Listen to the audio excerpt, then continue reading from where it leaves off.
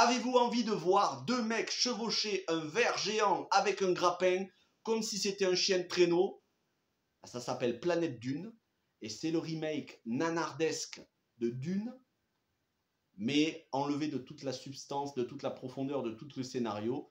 On garde la planète, on garde les vers géants et c'est une production The Asylum, les créateurs de Sharknado.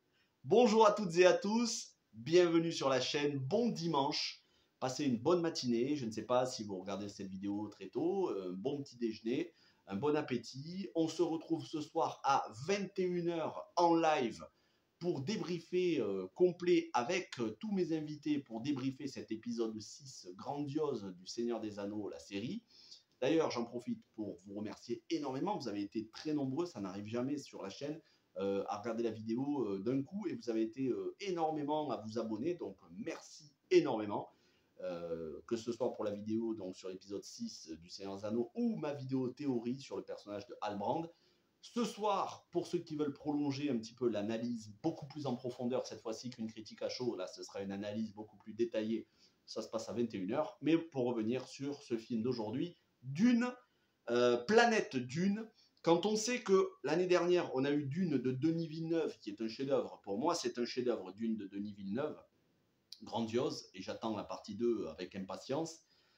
Voir The Asylum qui excelle dans les parodies nanardesques de grandes licences, quand on sait ce qu'ils ont fait avec les Sharknado, quand on sait ce qu'ils ont fait avec Z Nation, où on avait des zombies qui faisaient du striptease, mais elles tournaient tellement vite qu'il y a les bras qui partaient dans le décor et les jambes ailleurs. Bon, c'est dire l'humour qu'ils ont chez Asylum, ils ne se prennent absolument pas au sérieux. Se dire qu'ils prennent le film Dune pour en faire un remake nanardesque, c'est franchement hilarant.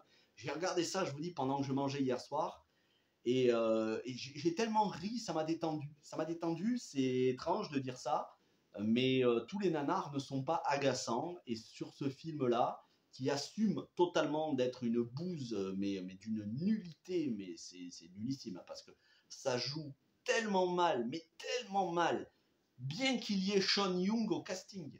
Sean Young qui est la caution d'une du film. Sean Young qui jouait le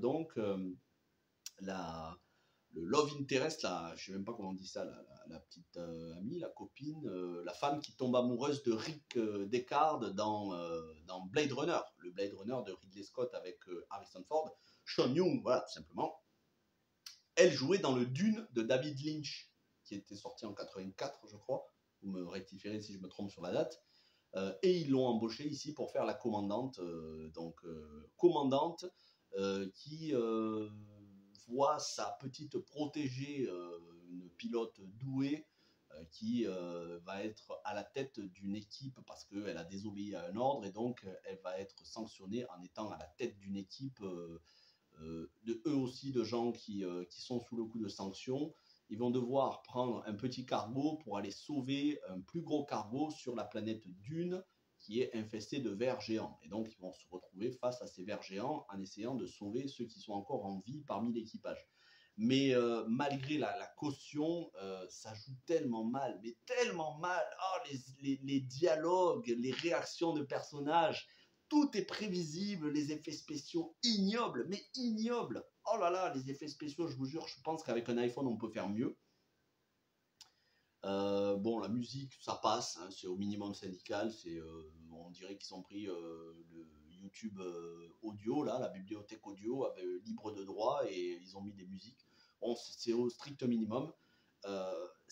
Malgré tout, voilà, malgré cette espèce de catastrophe voulue, on passe un bon moment. On passe un bon moment, bien évidemment, si vous faites la comparaison. Il ne faut pas faire la comparaison sérieusement avec Dune. Vous vous doutez bien que le but, c'est pas de faire la comparaison. Le but, c'est de se dire, on va voir du grand n'importe quoi, on va bien rire. C'est ça le but du film. C'est pas de faire la comparaison avec le Dune de Denis Villeneuve. Là, sinon, vous allez pleurer des larmes de sang. Donc, honnêtement, j'ai passé vraiment un bon moment. Je savais que c'était... j'aime bien en plus, moi, ce genre de nanar. Bon, j'en regarderai pas toutes les semaines non plus, quand même. Faut peut-être pas abuser. Mais j'aime bien, ça fait passer un bon moment. Bah, écoutez, je ne peux que vous le recommander. Il est en location sur Amazon Prime. Ou, voilà, après, vous pouvez le trouver d'autres manières, mais je ne vous dirai pas comment. Ça, vous vous débrouillez. Vous savez comment vous regardez en streaming, peu importe. si vous voulez regarder légalement, il est dispo sur Amazon Prime. Voilà. Donc, un bon petit film pour passer le temps. De temps à autre, ça m'arrive. J'avais regardé le tout premier film qui était un téléfilm avec Emilia Clarke avant qu'elle joue dans Game of Thrones. Ça s'appelait Triassic Attack. C'était un chaman indien qui invoquait l'esprit de dinosaure. Du coup, on avait un dinosaure squelette qui semait le trouble dans une petite ville.